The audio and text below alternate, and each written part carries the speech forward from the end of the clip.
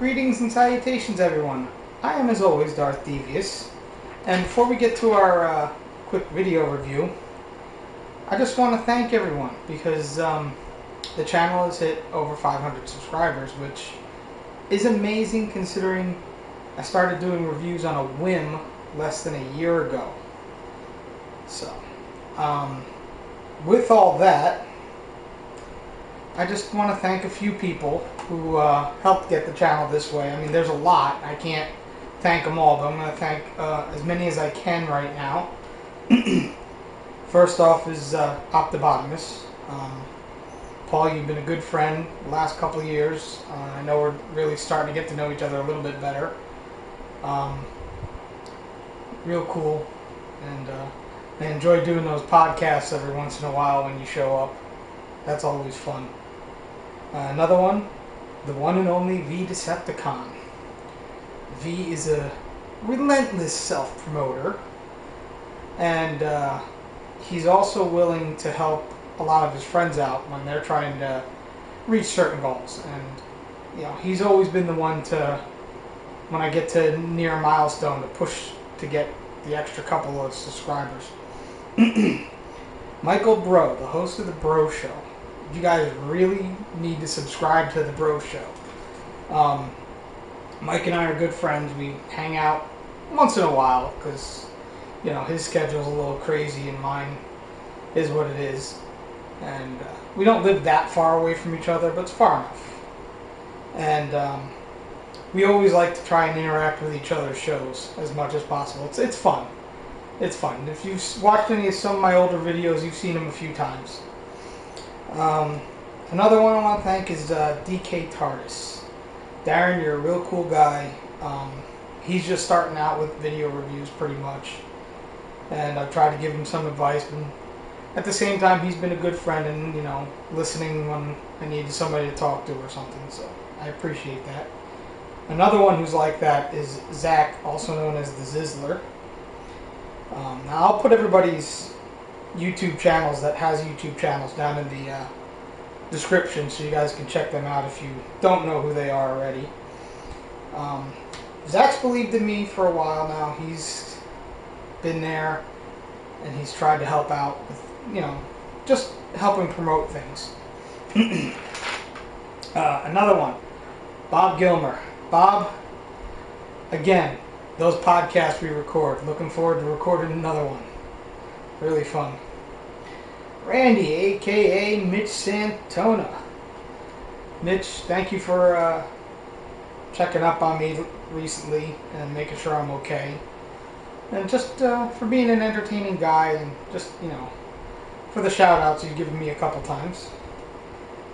With Mitch comes, you know, Ron, Might Mouse 74. I mean, Ron, you've been a good friend.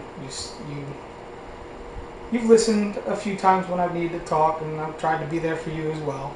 I'm telling you, next time I'm out in Toledo visiting my in-laws, you, Randy, and myself need to get together because you guys live right in that area despite the fact that you're in Canada and he's in Detroit. We need to get together. It's not that far for all of us to find some place in Michigan where we can just hang out for the day. Mgo, you, sir, you're a cool guy. I really like you a lot. Wish I could hang out with you more. You don't live that far away, and I told you it's not that big of a deal for me to drive to where you're at. I'm just not. It only takes me about 15-20 minutes. So I don't consider that a long drive. I've got friends that live 3 hours away that I go see. So, but you know, you've been real good, and I enjoy hanging out with you the few times I have, like at Wizard World, and you know, you just keep doing what you're doing because you rock. Randall Ing from Ing Smooth. When I first started this, I was already friends with Randall on Facebook, and he started giving me advice on videos, so it was a big help, and a lot of it stuck. Some of it I've kind of let go by the wayside. It depends on what it is, you know. Try to keep videos at a certain time frame. It depends on the figure, things like that. But his advice has really helped, and I appreciate it. So thank you again. And there's more. There's a couple people in my personal life I want to thank, because they've been helping mentally get through the last few months. Connie, Gus, Zach, and Nicholas, you guys rock. So just remember that. So again, I want to thank everyone. 500 subscribers. It's amazing. I have a request that I put on my Facebook fan page. If you guys could, the link will be down in the description. If you can follow it, either like the page or just read what's on there. I'm trying to find music for the future of my reviews. So whatever you can help with, that's fine. Again, thank you all. And now, on to the review. Okay everyone, now we're on to our review, and I've got here the Masterpiece Starscream. This is the first Masterpiece Starscream, not the current MP11. There's a lot of ways you can tell that. Mainly all the battle damage, and the sides are different, and the new one doesn't come with missiles, it just comes with the guns automatically attached, stuff like that. So it's got some nice landing gear. I really like that. These ones, they're a bit iffy. Close them up. I love this crown right there. Always. Now, a little background on this particular toy in my collection. For the longest time, I never thought I was going to have one of these. And basically, I started hanging out on TFW 2005, and somebody was selling one with the Coronation Set. So yes, I am going to show off the Coronation Set with this one when I am done. So I was able to get it for, actually with the Coronation Set, I got it for less than what it was going in retail at the time. So that's not bad. The only thing is, he didn't come with the Dr. Arkavale figure. Now, I do have a Dr. Arkavale figure. If you give me a second here. I gotta just find him. I know exactly where he is, but I just gotta pull him out. So give me a second here. Now, my Dr. Arkavale actually comes from Masterpiece Skywarp, the Hasbro version. And, as you will see here in a second, now that I got him free from his little prison, I customized the little bastard. That's right. Painted him up real nice. There's his normal arm, there's his robotic arm, metal part on top of his head, yeah. And he does fit inside the cockpit. So now him and Starscream can go and, try and take over the world and whatnot. Yay! Alright, so a lot of cool features on this, like the air brake here that I pulled up a minute ago. And engine compartments here. You can see some engine stuff. On the new one, there's actually heel spurs in here, and that's actually a better use of that space. I would like to have an MP11. I don't know if it's going to happen anytime soon, but I would like to. And as you see, I've got Megatron here from the MP01, and this silly little thing here doesn't want to come out.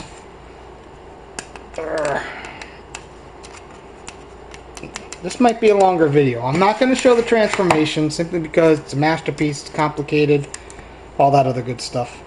So you plug that in there, and then you plug this in there or something like that, something to that effect. I think it's right there, yeah. And it's supposed to hold. It doesn't hold very well, but it's supposed to be like a couple episodes of G1 where Starscream carried Megatron on his undercarriage. Now, speaking of his undercarriage, there's not a lot of kibble under here. I mean, it's pretty much everything folds away nicely, which is nice about the Masterpiece line. Is you get very show accurate, well, not so much show accurate, but you get real looking vehicle, real looking robot. It really works. I mean, it does. So we're going to take those off. You know, and the flaps move on his wings like a real jet, which is kind of cool and also part of transformation. I'm probably going to go around one of these days and just take some rubbing alcohol and get rid of all this battle damage stuff. I really don't like it. This is kind of cool, though I wish his nose cone was blue like on the show. So, you get Dr. Arkavale out of there, because that's not where he gets stored most of the time. I'm going to turn him into a robot, and we'll take a look at the robot mode. Be right back. Alright, so here's Starscream in his robot mode. And amazingly, he's actually standing for me. Usually, this version of the Masterpiece Seeker mode won't stand too much. I don't know, maybe it's because I don't have the hip kibble pointed back all the way. But, you know, it's not a perfect version of Starscream. But, you know, really, there is no perfect version of Starscream. He can exist in many different forms. But, you look at him. That is just really cool. Now, I know the MP11's better because it doesn't have the hip kibble. It can stand better. Has a more streamlined look. But, you know, I like this one a lot. This was one of my Holy Grail figures with the Coronation Set. And getting him in my collection was really awesome. So you see he's got missiles there. Boob missiles! So, I've got right now, I've got the smirk face on him. You can change the face. I honestly can't remember how to change the face. Something about pulling this out and spinning it. I just don't like doing that. I like this face on him because that's Starscream to me. That's smirk. He's got his null rays now. See? He has decent articulation for such a... You know, he's got his head's on a swivel and this ball joint, so you get some decent movement. You can look down a little bit, look up, left and right, all that. His head's a little small. I like how MP11's actually flares out once it's transformed. But, you know, still. That is Starscream to me. The wings you can move up and down like this, however you want them. He's got, you know, ratchet joints in his shoulder. He's got a joint here. He's got a double elbow. Wrist joint. He has a thumb on a ball joint. These fingers move independently and these three are together. So he has a small waist joint. It's not much. A little bit of wiggle more than anything. He does have a tendency to not want to stay together. But, you know. He's got ratchets in his hips. Forward and back and out to the side.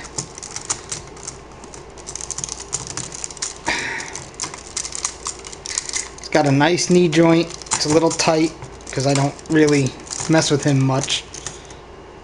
And he's got his feet, and then he's got the thrusters in the back, which are supposed to help him stand, but sometimes just cause more problems than they solve. As you see, he's leaning now.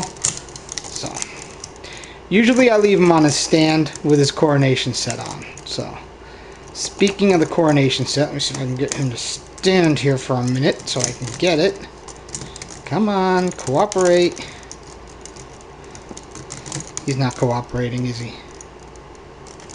Come on, lean forward a little bit then. There. Knew it. Okay, I'm going to hold him with one hand, get that stuff with the other. So, I've got, you know, the crown for him from the Coronation Set. And that, you know, goes on his head. If I can get it on his head. Come on. You're just... There you go. And it hinders his head movement a little bit, but not much. Not much. And then you have the shoulder pauldrons, which have a peg right in here. There's a peg for the shoulder pauldrons. And there's a space here that it pegs into, which is nice. because then they hold in. You don't gotta worry about them falling off. Stand up, you. Can't get coronated if you're not gonna stand up. Put the other one in. And I like how his null rays can still move while those are on. It's a nice little touch. Now what I usually do when I put this on is I lift the nose cone up a little bit, put it behind the wings, and then attach it to the other side.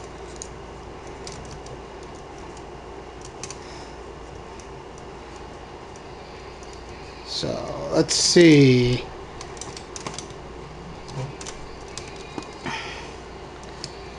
Got it? Got it? Yes, we do. Okay. So there he is in his coronation set. Coronation Starscream. This is bad comedy. Yeah, I know. I already did that bit on another video. Not going to do a bit on this. He can hold this. It's not easy for him to hold this. I'm not going to show it. Another thing he can do is if you have the little tiny Legends Megatron, which I don't have handy at the moment, but he can hold that as well. So that's a nice touch, the way they molded that little Legends Megatron gun so that he can be held by the Masterpiece Starscream. Give me a second. I'm going to set up his stand and put him the way he normally is. The stand, there's